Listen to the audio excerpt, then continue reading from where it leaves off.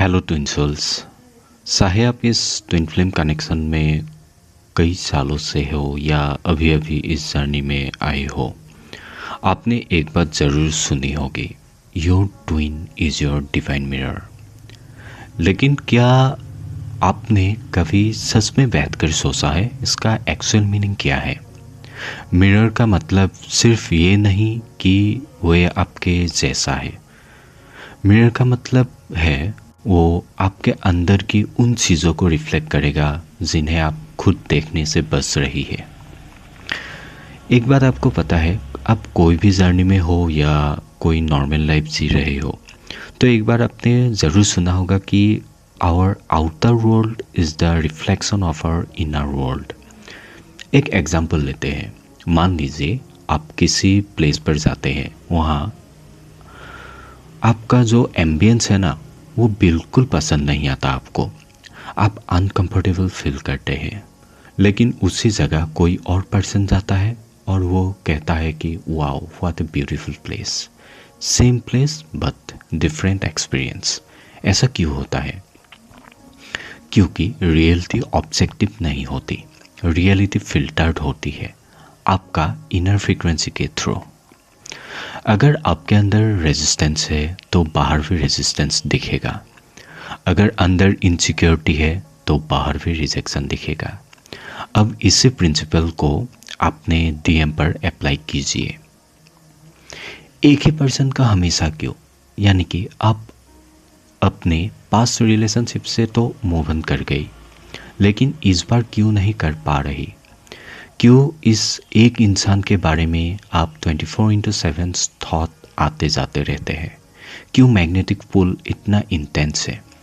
क्यों separation stage इतना painful है?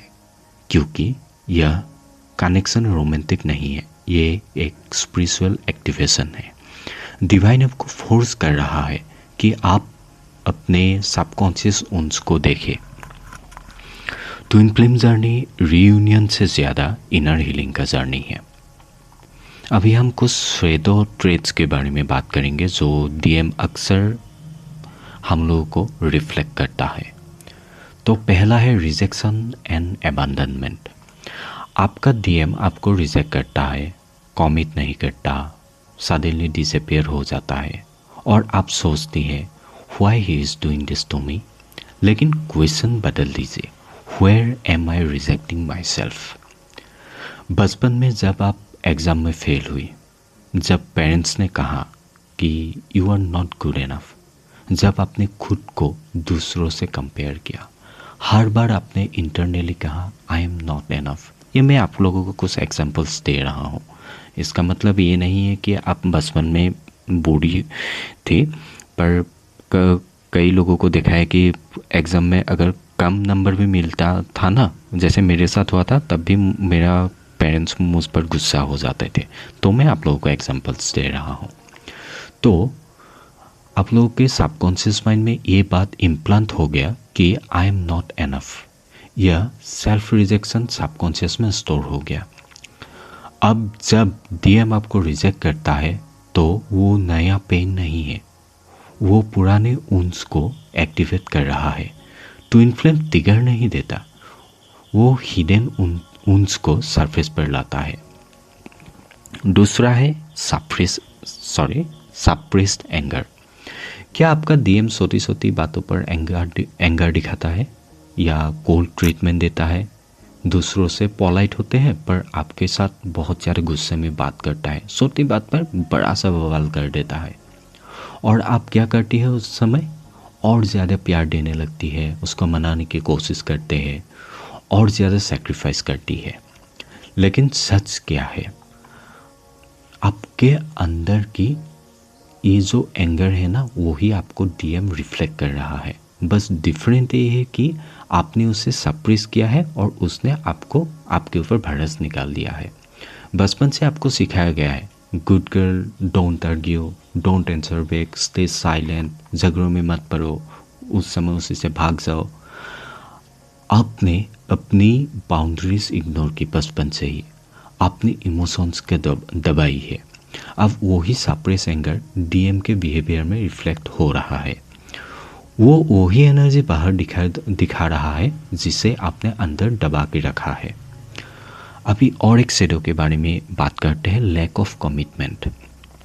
आप डीएम को लॉयल्टी देती है, इमोशनल सपोर्ट देती है, टाइम, एनर्जी, कहीं कहीं तो मनी भी, सब कुछ दे देती है, लेकिन वो कमिटमेंट नहीं देता। अब खुद से ऑनेस्टली पूछिए, क्या आप अपने ड्रीम्स के साथ कमिटेड है? क्या आपने अपना पैशन जो है आपका पोस्टपोन किया हुआ है?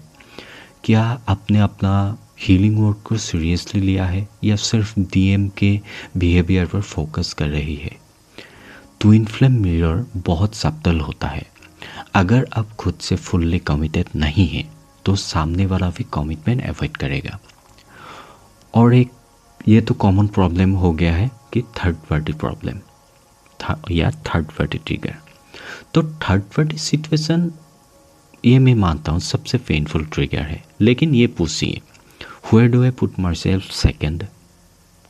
कहाँ पर मैं अपने आप को पहले नहीं रख रहा हूँ? कहाँ आपने अपनी हैप्पीनेस को सेक्रीफाइस की है? कहाँ आपने ऑफर गिविंग की है? क्या आप अभी भी दूसरों को अप्रूवल के लिए जा रहे हैं? अगर आप खुद को सेकंड प्रायोरिटी देती है तो यूनिवर्स भी आपको सेकंड प्रायोरिटी देगा। लेसन बिल्कुल सिंपल है, चूज योरसेल्फ फर्स्ट। अभी जो ये डीएम के साथ मैग्नेटिक पुल होता है ना, उसके बारे में बात करेंगे। अब हर दिन डिसाइड करती है आज से मैं मूव ऑन करूँगी, लेकिन रात तक फिर वही थॉट्स। क्यों? क्योंकि ये ऑब्सेशन नहीं है। आपको लगता है कि मैं डीएम से ऑब्सेस हूँ, पर ये सच मानिए ऑब्सेशन नहीं है, ये एक सबकॉन्शियस एक्टिवेशन है। आपका नर्वस सिस्टम फेमिलियर पेन को छोड़ना नहीं चाहता। हीलिंग का मतलब डीएम को भूलना नहीं है। हीलिंग का मतलब है उस पेन के सोर्स को हील करना जो चाइल्डहुड से आपके अंदर है। जैसे जो भी प्रॉब्लम हो, आप अगर डीपली सोचिए ना, तो उसका रूट कॉज आपको मिलेगा ही मिलेगा। जैसे आप किसी को सक्सेस देखकर जेलसी होता है, जेलसी आ जाता है, तो आप डीपली अगर सोचेंगे ना, तो बचपन में शायद ऐसा इंसिडेंट रहेगा कि आपको किसी ने आपसे ज़्यादा मार्क्स ले लिया, या किसी कंपटीशन में आपको प्राइज़ नहीं मिला, उसको मिला। उस सिचुएशन से धीरे धीरे जेलसी इशू को सबकॉन्शियस माइंड में डेवलप हुआ है। अभी क्वेश्चन है कि उसे कैसे हील करें। अभी मैं को सबको प्रैक्टिस बताता हूँ, उस प्रैक्टिस को करिए। पहला है इजी एक्सरसाइज है ये, जर्नल एक्सरसाइज। हर ट्रिगर को लिखिए, जैसे कि मुझे डीएम की थर्ड पार्टी से जेलसी होता है या होती है, तो आप उसका रूट कॉज लिखिए कि बचपन में मैं एक एग्जांपल दे रहा हूँ। बचपन में मैं जब किसी कंपटीशन में मुझे प्राइज़ नहीं मिला, तब से मुझे जेलसी हो रहा था। अभी उसको लिखिए, आपका क्या क्या फील हो रहा है। अगर आपकी बॉडी में किसी पार्ट पर सेंसेशन है, उसे भी लिखिए।